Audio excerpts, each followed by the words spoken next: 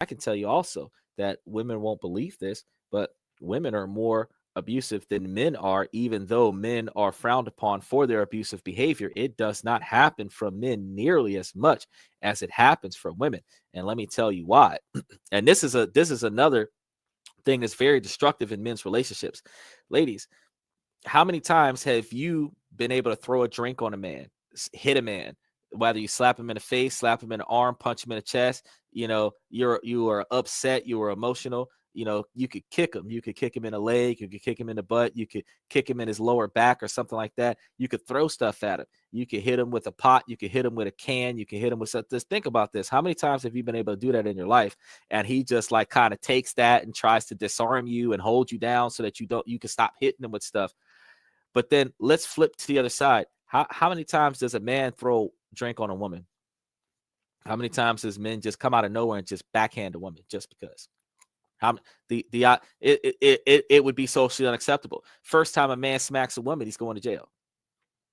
First time a man throws a drink on a woman, that's over. Like, cause somebody else is going to be trying to fight him. You see what I'm saying? Because society has allowed women to be so volatile and so physical that it is accepted that women are more violent than men. It's considered part of the woman's character. But truth be told, that women are not supposed to be physical with men the same way men are not supposed to be physical with women. And when women have disagreements with men, if they can't talk it out, they're supposed to leave. So I'm going to say it like this. If you can't talk it out, ladies, walk it out.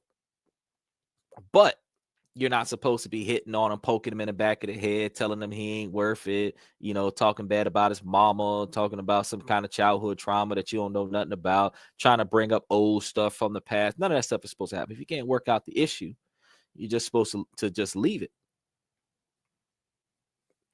So we got a new thing that's coming up right now that is actually really causing a big stir for the societal changes. We have the increasing polarized political views. And these views can create rifts in relationships, making it difficult for men to connect with partners who hold different beliefs. For example, the most recent one that has just come up about women's rights women's increased rights, because they already had the rights, but the women's increased rights to control the birth rate. And even as a man, from a man's perspective, I still believe that it's not a good idea that only one person is exclusively deciding upon whether or not the child lives or dies. And I mean, women are going to say, well, it's my body, I should be able to do that. And we're going to be talking about that on the show, like what they're doing as a result. We're going to be talking about that on the show in upcoming episodes. But think about this, though. We both put effort into creating it. You're going to be the only person that decides whether or not we keep it.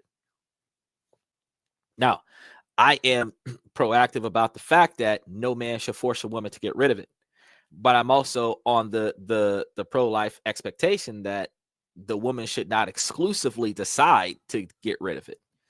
That since the life is part of the man's DNA, that he should have some way to say, hey, I want it. And you can say, well, you're going to give birth to it, give it to him and do your own thing, as opposed to saying, well, I'm not going to let it live because it's my body and I can control whether or not life is created.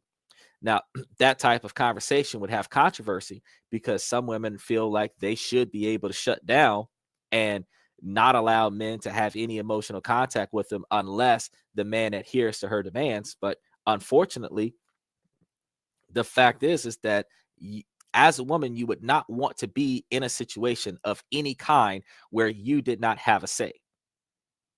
However, you're building the dynamic where 90% of decisions that are supposed to be made as a couple, you exclusively have the right to make the final decision, which actually makes you the leader of the relationship, where the man has no authority and no say, and all he's doing is renting your time and not even guaranteed to receive the affections that he's renting your time for, because you control the whole dynamic, which really demasculates the man if he allows himself to be in that type of situation. It's not a healthy look to be in. Now,